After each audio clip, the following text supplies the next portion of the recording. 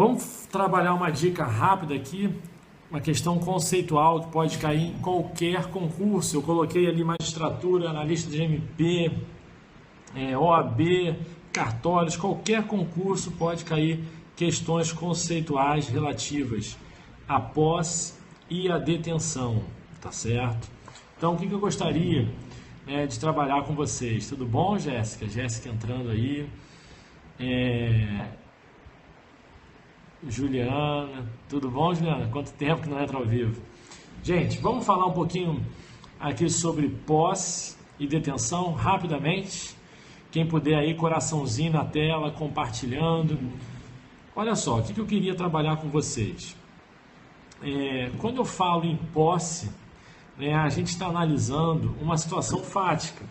O artigo 1198, vamos lá no artigo 1196, desculpa, ele diz o seguinte: considera-se possuidor todo aquele que tem de fato o exercício pleno ou não de algum dos poderes inerentes da propriedade. Então veja só, possuidor é aquele que tem de fato o exercício de um dos poderes inerentes à propriedade. Ele tem a possibilidade de usar, fruir, dispor da coisa. Então, verifiquem, possuidor é aquele que age como se fosse dono, é aquele que exerce os poderes inerentes à propriedade. Isso é extraído hoje em dia no artigo 1196, porque o artigo 1196 ele incorporou a teoria objetiva. Olha aí que gente mal educada, né? O Luiz. Parabéns para o Luiz. Bom, então, quando eu falo em poderes inerentes à propriedade, eu estou dizendo que o possuidor, ele externa esses poderes da propriedade. Ele usa, ele frui de um bem. E aí, o que eu estou querendo dizer? Que estamos adotando no Código Civil, claramente no artigo 1196, a teoria objetiva de Ehring. Vamos fazer a distinção das duas teorias da posse, porque isso ainda cai muito em prova objetiva. Nós sabemos que existem duas grandes teorias relativas ao estudo da posse. Nós temos a teoria subjetiva de Savigny e a teoria objetiva de Ehring, tá certo? Teoria objetiva de Savigny e teoria subjetiva de Savigny e teoria objetiva de Ehring, tá bom? O que o Savigny entendia com relação à posse? Savigny entendia que a posse possuía dois elementos: o corpus, ou seja, a disponibilidade física que o possuidor tem sobre o bem, sobre a coisa. Está balançando bastante aqui, né?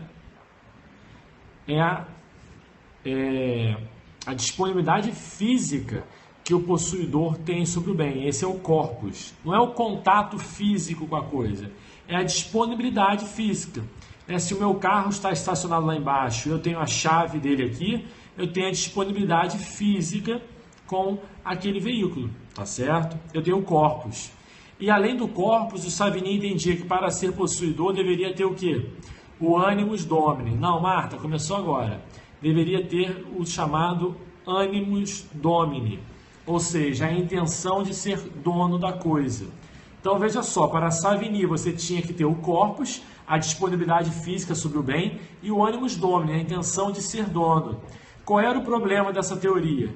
Essa teoria reduzia a categoria de possuidor, porque possuidor seria aquele apenas que tem animus domini. Logo, o locatário, comodatário, depositário não seriam possuidores, porque o locatário não tem animus domini, ele tem a posse da coisa em função de um contrato. Ele não pode querer ser dono daquilo que lhe foi cedido por contrato, ele não tem animus domini. Então o locatário, o comodatário, o depositário não seriam possuidores. Então, Ehring, atento a essa restrição, ele fez um novo estudo sobre a posse, entendendo que possuidor é aquele que tem o corpus também, a disponibilidade física da coisa, mas o elemento subjetivo da teoria de Ehring, que é a teoria objetiva, foi alterado. Não se fala mais em animus domini, se fala em animus tenendi. O que seria o animus tenendi? seria a intenção de ter a coisa consigo, não necessariamente ser dono dela. Então veja só, um locatário que mora, mesmo que ele mora numa cobertura aqui na praia de Copacabana, no Rio de Janeiro, ele mora de aluguel, ele pode, né, sonhar em ser dono um dia daquele apartamento? Sim, mas ele não tem um animus domini, um ânimo jurídico de ser dono da coisa, porque a coisa lhe foi transferida por um contrato de locação. Mas ele tem a intenção de ter a coisa consigo, de ficar morando no imóvel enquanto dura o contrato de locação.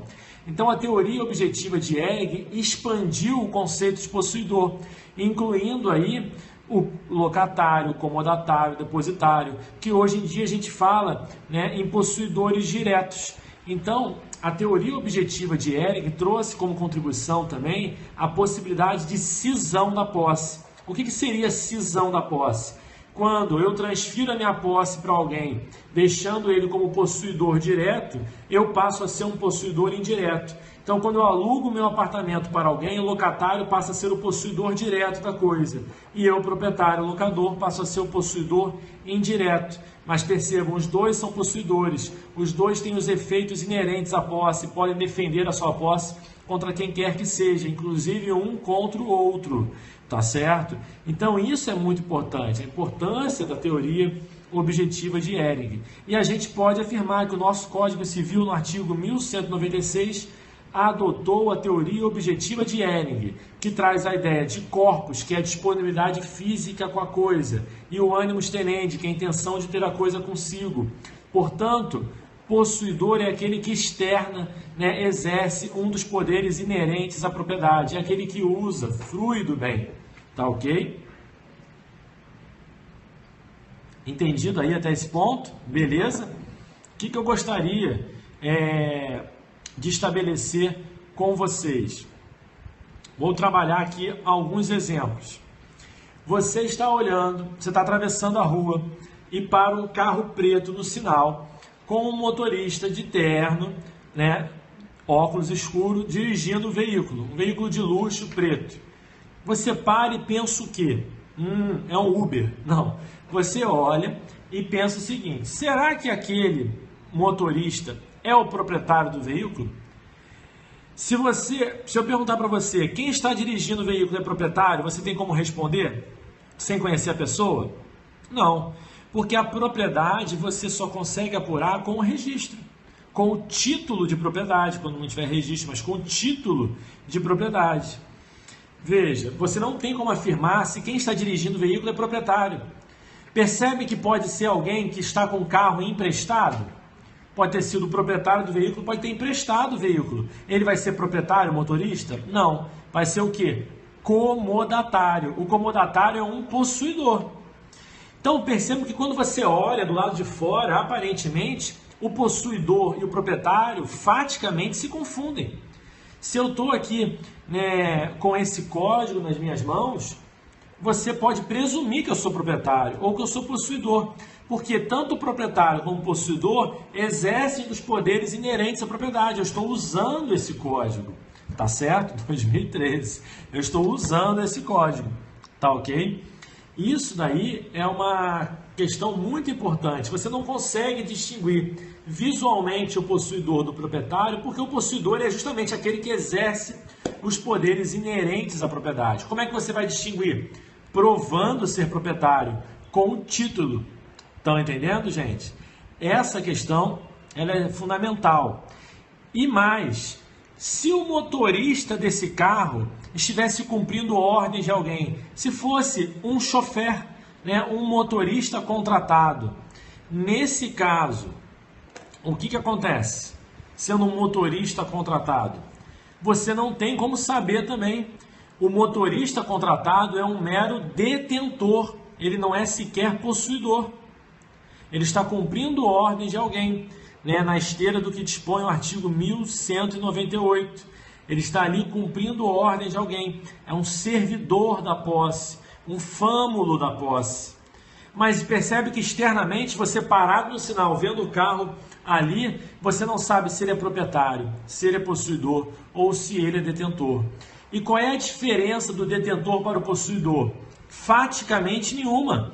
O detentor também exerce os poderes inerentes à propriedade, Estão compreendendo, gente? O detentor, ele também está usando a coisa. Quando você deixa o seu carro com o seu motorista, ele não usa o veículo, ele tinha tudo para ser possuidor. Ele tinha tudo para ser possuidor, mas ele não é possuidor porque a sua posse foi degradada pela lei. Guarda essa expressão. O detentor é aquele que tem a sua posse degradada, desqualificada pela lei. Tá certo? Olha, quem quiser o meu e-mail ali do planejamento de estudo é PES magistratura 2016@gmail.com.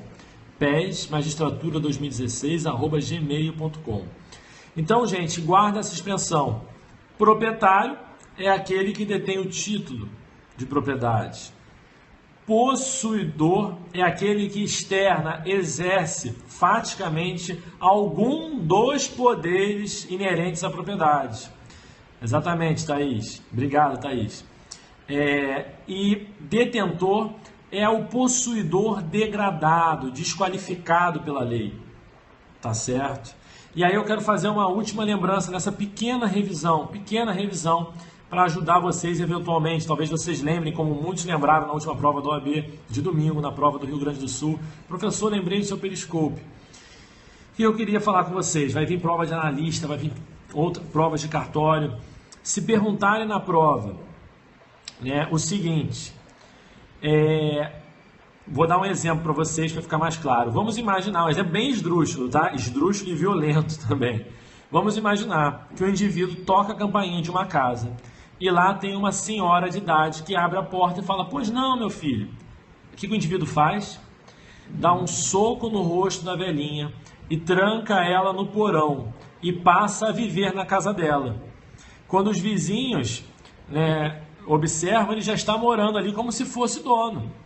Parece que a velhinha se mudou e vendeu o apartamento para ele, mas ela está trancada no porão. Já faz 1 ano que ela está trancada no porão. Veja, ele é possuidor? Ele é possuidor? Não. Ele é um detentor, porque o artigo 2008, deixa eu só confirmar aqui, 2008 exatamente diz: não induzem posse os atos de mera permissão ou tolerância, assim como não autorizam a sua aquisição os atos violentos ou clandestinos, senão depois de cessada a violência. Então, veja só, ainda está ocorrendo a violência, a restrição ao direito de liberdade da velhinha, ela está presa no porão. Então, enquanto não cessar a violência, não induz posse, é mera detenção. Agora vamos mudar um pouco o exemplo. O indivíduo toca a campainha, a velhinha abre simpaticamente e diz: pois não, meu filho, tudo bem? Não tem problema se é de boa ou má fé, Orival, exatamente. Ele é detentor, tá? Agora ele toca a campainha, a velhinha vem: pois não, meu filho. Ele dá uma facada na velhinha, mata a velhinha, enterra ela no quintal. E aí, o que acontece? Passa a viver dentro da casa da velhinha. Ele é possuidor ou é detentor? Ele é possuidor, porque já cessou o ato de violência. Ele matou a velhinha. Não tem mais violência, já acabou. Mas essa posse é considerada uma posse posse injusta, porque foi adquirida com violência. É uma posse de má fé também. Por que de má fé? Porque ele conhece o vício que afeta a posse. Ele sabe que adquiriu com violência. Mas pergunto para vocês, se ele residir nesse imóvel por 15 anos, ele adquirirá a propriedade por uso capião? A resposta é sim. Tanto a posse injusta quanto a de má fé são posses ad uso capionem. Aonde que você encontrou isso, professor? Onde é que está isso? Meu Deus do céu, que coisa horrorosa. Vamos lá. No artigo 1228, o proprietário... 1228 não, desculpa, gente. 1300...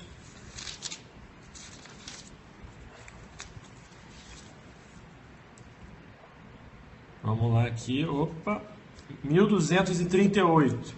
Aquele que por 15 anos sem interrupção nem oposição, possuir como seu imóvel, adquirirá a propriedade independentemente de título e boa-fé. Artigo 1238.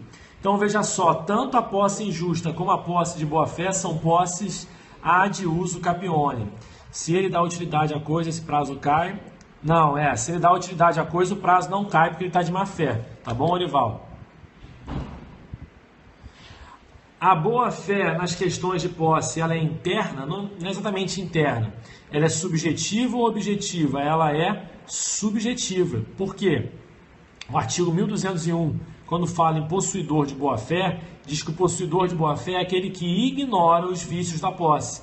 Quem ignora, desconhece. Quem desconhece, não sabe. Para você saber se a pessoa sabe ou não sabe, conhece ou não conhece, ignora ou não ignora, você tem que entrar no elemento anímico da pessoa. Tentar, através das provas dos autos, perceber se ele conhecia. Então essa é uma análise subjetiva.